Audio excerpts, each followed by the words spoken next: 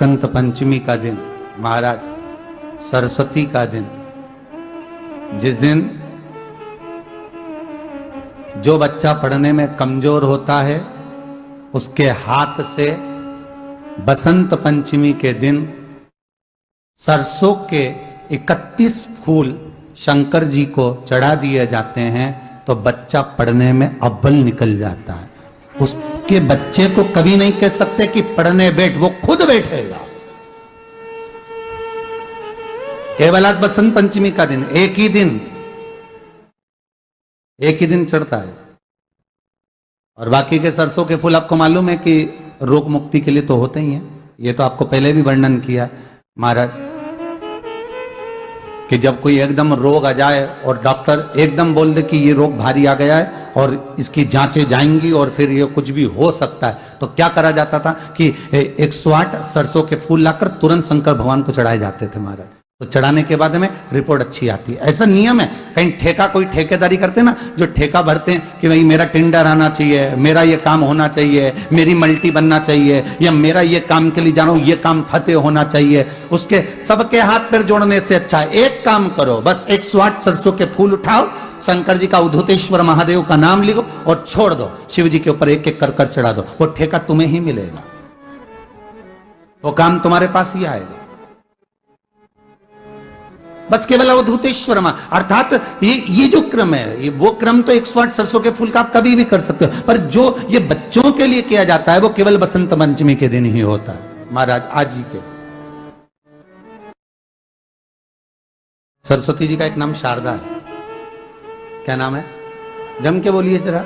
शारदा। ये शारदा नाम कहां से पड़ गया? सरस्वती माता को शारदा नाम किसने दिया था? भाई नामकरण होता है तो हमारे यहाँ तो आज भी नियम है महाराज, ये बुआ कोई नाम बताती है, मामा जी कोई नाम बताते हैं और दादाजी कुछ बोलते हैं, कोई बोलेगा टिक्कू, कोई बोलेगा पिक्कू, कोई बोलेगा कुछ, सबके नाम अपने अपने रहते हैं, कोई प्रेम से क्या बोलता है। तो सरस्वती का शारदा नाम किसने प्रदान किया था? माता सरस्वती को शारदा संबोधन किसने दिया था? माता सरस्वती को शारदा का संबोधन किस समय पर प्रदान किया गया था? जिस समय पर शंकर और पार्वती भ्रमण पर निकल रहे थे और भगवान ब्रह्मदेव सरस्वती को ढूंढ रहे थे, और माता सरस्वती को ढूंढते हुए ब्रह्मा जब भगवान शंकर की साक्षी में पहुंचे हैं, तब भगवान शंकर से ब्रह्मदेव ने कहा आप कहीं सरस्वती को देखें तो मुझे भेजिएगा, मेरे पास में भेजिएगा। शंकर भगवान ने उसी समय पार्वती से कहा, पार्वती जैसे एक स्त्री जो पतिव्रता धर्म का पालन करने वाली है, एक नारी पतिव्रता धर्म का पालन करने वाली होती है, पति को परमेश्वर मानने वाली होती है, पति के चरणों का रसतत्व ग्रहण करने वाली होती है, तो वो पर पुरुष का स्मरण नहीं करती। उसी तरह एक पति जो अपनी अर्धांगिनी के साथ में रहे और अर्धांगिनी के साथ चले तो पर नारी का स्मरण नहीं होना चाहिए। तो एक काम करो पार्वती, तुम उस सरस्वती को बुलाना प्रारंभ करो।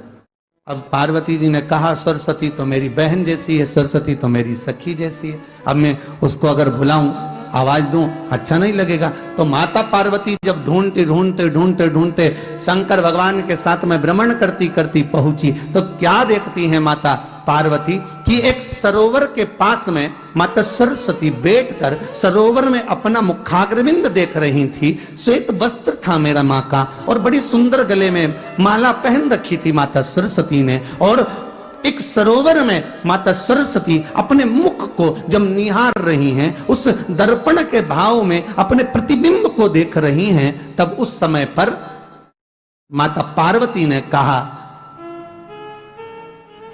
शारदा,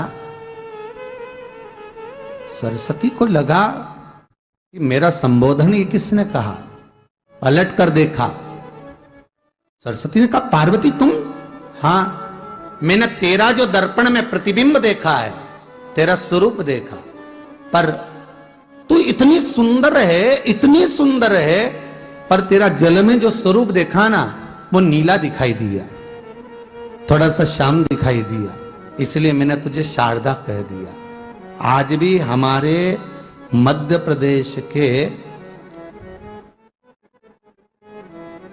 कटनी और सतना के बीच में महियर में आज भी शारदा भवानी विराजमान है महाराज।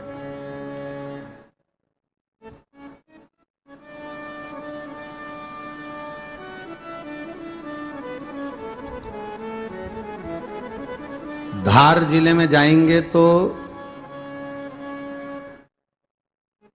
बाग क्षेत्र में मां बागेश्वरी, मां शारदा आज भी विराजमान। कहा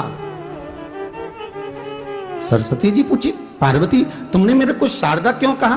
क्योंकि तेरा जो प्रतिबिंब था वो शाम नजर आ रहा था मुझे।